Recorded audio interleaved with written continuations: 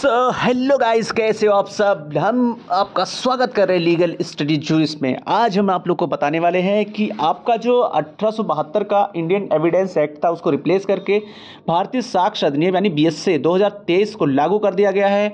इसमें दोस्तों 12 जो है चैप्टर्स हैं, ठीक है, और 12 चैप्टर में आपको 170 धाराएं देखने को मिलती हैं, यानी 170 धाराएं हैं और 12 चैप्टर हैं, ठीक है दोस्तों। तो आइए दोस्तों जानते हैं कि इसमें जो 12 चैप्टर्स हैं और इसमें क्या क्या है, क्या क्या इसमें कितने भागों में इसको विभाजित किया गया, ठीक है। इसके सेक्शंस देखते हैं। तो दोस्तों जो हमारा पहला चैप्टर है, पहला चैप्टर में हमें क्या बताता है कि जो उसमें डिफिनेशंस है और उसका लागू होना, उसकी प्रारंभिक नाम, उसका संक्षिप्त नाम, यानी जो पहला अध्याय है वो प्रारंभिक यानी प्रिलिमिनरी के बारे में बताता है, ठीक है दोस्तों। हम दूसरा जो चैप्टर देखते हैं दोस्तों, तथ्यों की सुसंगति, ठीक है। सुसंगति यानी जो रिलेवेंस ऑफ फैक्ट होते हैं उसके बारे में, उस विषय में प्रावधान किए गए हैं, जो धारा 3 से लेके आपका 50 तक है, ठीक है। उसके बाद दोस्तों चैप्टर 3 जो है, क्या नाम है, अध्याय 3 जो सबूत के विषय में बताता है, ठीक है। ये 51, 52, 53 आप देखेंगे, ठीक है।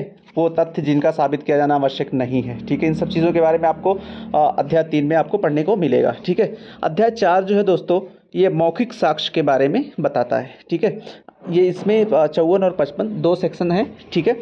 उसके बाद दोस्तों हम जो चैप्टर 5 देखेंगे, दस्तावेजी साक्ष्य के बारे में बताएगा। डॉक्यूमेंट्री एविडेंस जो होते हैं उनके बारे में प्रावधान है, जो 56 से लेके आपका 93 तक है, ठीक है। उसके बाद दोस्तों चैप्टर 6 देखेंगे, उसमें दस्तावेजी साक्ष्य द्वारा जो मौखिक साक्ष्य के अपवर्जन के विषय में जो होता है उन सारी चीज़ों के बारे में उसमें बताता है, ठीक है। 94 to 103, ठीक है। आप लोग देखेंगे भाग 4 का अध्याय 7 यानी चैप्टर 7 में क्या बताया गया, साक्ष्य का पेश किया जाना और उसका प्रभाव यानी सबूत के भार के विषय में, ठीक है। इन सब चीज़ों के बारे में प्रावधान है, जो 104 से लेकर 120 तक का उसमें प्रावधान है, आप लोग देख सकते हैं, ठीक है। उसके बाद दोस्तों अध्याय 8 देखेंगे। चैप्टर 8 में क्या है, विबंध के बारे में यानी स्टॉपेल के बारे में बताता है। विबंध क्या है, 121, 122, 123 के बारे में उसमें बताया गया है, ठीक है। आप देखेंगे चैप्टर 9 में साक्षियों के विषय में, जो साक्षी होते हैं यानी कौन साक्ष्य दे सकेगा, साक्षी का मौखिक रूप से संशोधित करने में समर्थन के असमर्थ होना, या ये सारी इन सारी चीज़ों के बारे में इसमें प्रावधान है, जो हमें बताता है कि 124 सेक्शन से लेके 139 तक कितनी साक्षियों की संख्या होगी, साक्षाधि कौन होता है, इन सब चीज़ों के बारे में आपको प्रावधान है, आप लोग देख सकते हैं दोस्तों।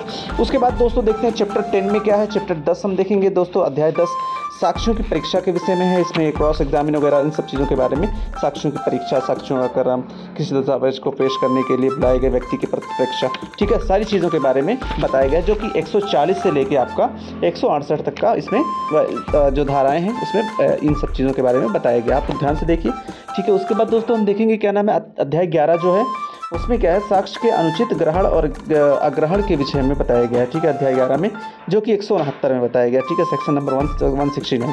उसके बाद दोस्तों 170 में आपको क्या नाम है, निरसन के बारे में बताया गया है कि इसका जो है क्या नाम है, रिप्लेस किया गया है जो हमारे अधिनियम का, बीएसए का, तो उसके